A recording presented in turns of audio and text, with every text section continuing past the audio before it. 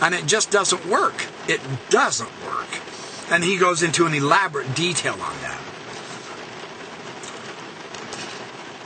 And there is a vice-regent under Yahweh's sovereignty, according to how Heiser translates the texts and understands the hierarchy, world view of the Council of the Gods. Now it's interesting because this is the Malach Yahweh. This is the angel of Yahweh, who some have found to be identical with Yahweh.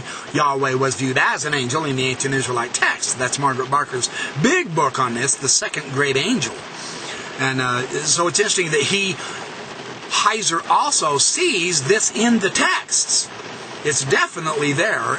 Gideon saw the Malach Yahweh in the Old Testament, and several other people have seen the Malach Yahweh. The Malach Yahweh was talked to Moses, and Mark S. Smith actually demonstrates how under the Israelite Exodus it occurred under the god El and not just Yahweh. And now that's interesting because you have the Hypochristicon named Israel. Yisrael, not Yisra Yahweh. It's very interesting. El was the deity that took them out of Egypt. Some interesting themes there. Well, and there are several terms in the Hebrew Bible that talk about the divine council itself. And these are the Sod, the Adat, and the Kahal. Oh, and the Dor. Dor is another Hebrew term for this. And these appear in the Qumran sectarian literature in definite references to a divine council. So this is fairly well established in the Qumran community. The most frequent terminology for the divine council in the sectarian texts is the Adat. And this is the same term, the Adat El, that is the most used in the Ugaritic texts for the council of the gods there also. So it's an interesting parallel. These various phrases occur 28 times in a context that denote a divine council. And the Adat El of Psalm 82:1, this occurs 6 times. Interestingly enough, isn't it? So, and then he goes through the various different phrases of discussing the terminology of the council. Then the meeting place of the divine council is, of course, in the north. It's Mount Saphon, or Mount Zion, according to how the Hebrew Bible portrays the meeting place of Yahweh with Israel, is either in the tent of meeting, or in the tabernacle, the Temple of Solomon, or up in Zion, Mount Zion, and this is the mountain in the north. And he discusses this quite a bit in the Dead Sea Scrolls materials, the height of heights, and the high place is the expanse. The throne or the dais is in the expanse above the throne, so on and so forth. And he talks about the songs of the Sabbath sacrifice that the Dead Sea Scrolls have. So he says roughly there are about 12 references to the heights in a context with the council of divine beings in the songs of the Sabbath sacrifice. This is on page 172 of my numbering on the top.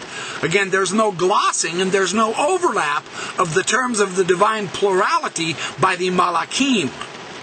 These are the Elohim, the gods. They are not the Malachim, the angels. And he has done a computer search showing the separation. It's incredibly good research here.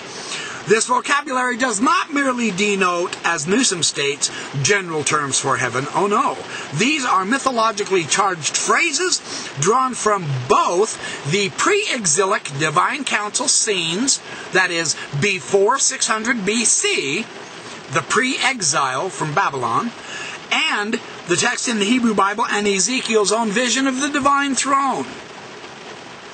The term Maon for the divine abode and the council meeting place is also found in Qumran and is in explicit council setting scenes. And they talk about the standing around the throne is technical vocabulary used in the divine council scenes. And he goes through a lot of that. It's very interesting. The tabernacle of highest loftiness, you see. Again, one of the various places. The divine beings, the Elohim. It's got the Vav in the middle of it. It's a plene. It's a full. It's not a defective spelling. The Elohim here. And they are in the tabernacle of highest loftiness. And he says, with respect to the Devir, that is the inner sanctum of Yahweh and his council. Notice his council also is in possession of the inner sanctuary along with Yahweh here. He says this is the matter of divine plurality in the sectarian texts. He says the Ezekiel's throne chariot appears 3 times in the Shabbat Shirot, the Songs of the Sabbath in the Dead Sea Scrolls, as descriptive of the Merkava, and the wheelwork, the Galgal, of Ezekiel's vision is mentioned once. It's very interesting. They're using Ezekiel's vision, the Qumran sectarian people here. And they talk about the radiance of the chariot, the streams of the fire, the wheels, the Ophanim, so on and so forth. They're discussing the vision of Ezekiel. And he says, the plural thrones, the Kisei are referenced to 4 times. There's plural thrones, the plural thrones and the plural chariots, the Merkavot. It is not Merkava, it is Merkavot. It is in the plural, it's feminine plural, the ot ending, of course. These are located inside 7 chambers in the inner sanctuary of the temple. And the reason why is because the council of the gods inhabit all these thrones. It's extremely interesting. So this is the connection to the divine abode and the council meeting place, and it's made explicit in the Dead Sea Scrolls as they bring in Ezekiel's vision of God and his throne. I thought that was fascinating, isn't it? How they use this. This plurality of councils, each headed by a divine prince. Isn't that interesting? Each section of the council has a head prince, a Nasi. And he's again under the leadership of the high God. You know, this is very reminiscent of Joseph Smith's translation of the Hebrew in Genesis 1:1. In the beginning, the head gods of the gods brought forth the gods to create the heavens and the earth. It's very interesting how there's a plurality of group. It's a group setting. The headship of the high God, the head God. This is under the aegis again of the Hebrew plural Elohim. It's very interesting. So on page 175, he says this implicit reference, I'm kind of skipping, hopping, and jumping. He explains it in a really good detailed argument. I don't have time to share the actual details of the argument with you, but he says the implicit reference to a plurality of divine chariots derives from 3 places in the Hebrew Bible. 2 of these sources, Daniel 7 and Isaiah 66:15, these are after the exile. These date post-exilic times. That is, after 600 BC, after the Jews returned from Babylon. And both of these may be drawing on a 3rd source, which is certainly pre-exilic. And then he discusses the plurality of thrones and the Merkava throne in Daniel chapter 7.